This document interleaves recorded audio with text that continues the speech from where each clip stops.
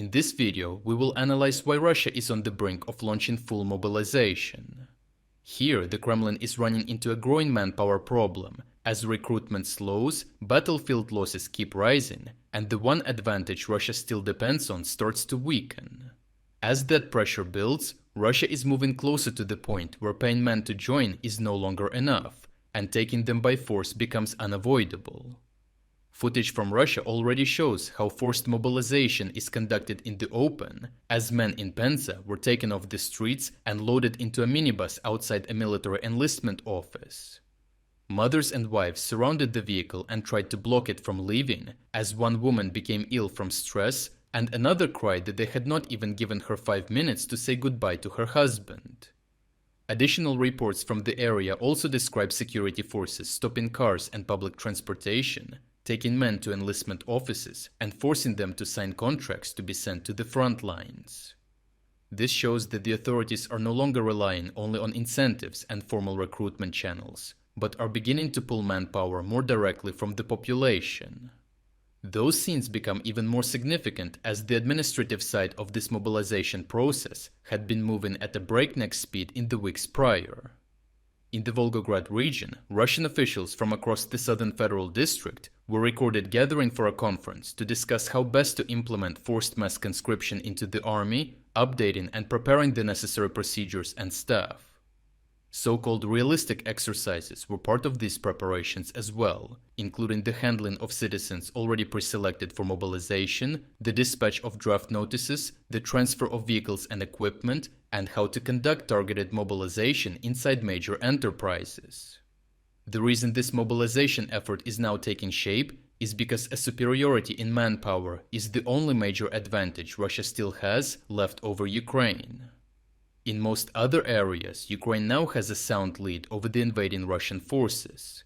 Ukraine's drone industry produced 4.5 million drones last year, and that scale is now giving Ukrainian forces a denser and more persistent presence in the air along the front. That allows them to keep Russian movement under closer surveillance, conduct more FPV strikes, and shift more supply work onto unmanned systems instead of exposing their own soldiers to constant attrition.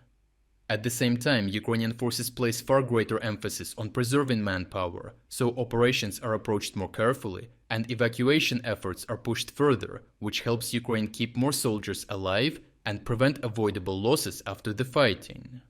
As a result, Ukraine is losing fewer of its own soldiers, while steadily driving Russian losses higher, leaving manpower as the one major advantage Russia still has left to lean on.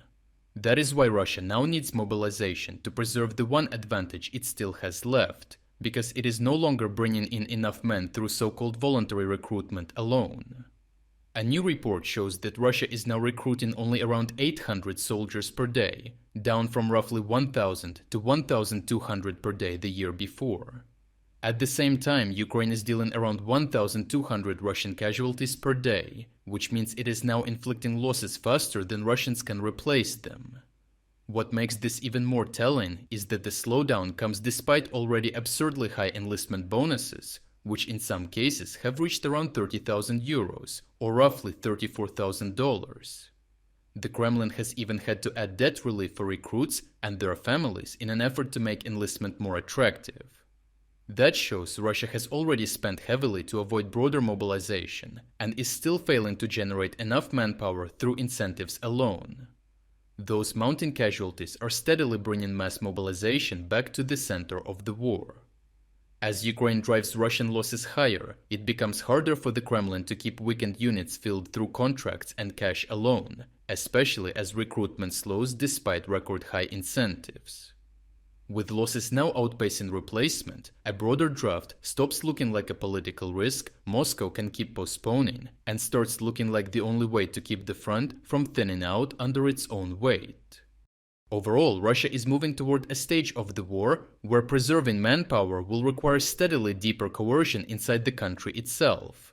That will make any new wave of mobilization more destabilizing, because the Kremlin will be drawing more directly from a population that has so far been shielded from the full burden of the war.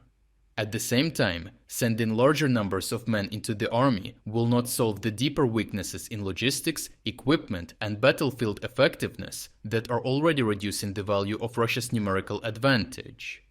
That means every new draft wave may hold the front together in the short term, while leaving Russia weaker over time as the war drains more men and places a heavier burden on the Russian society itself.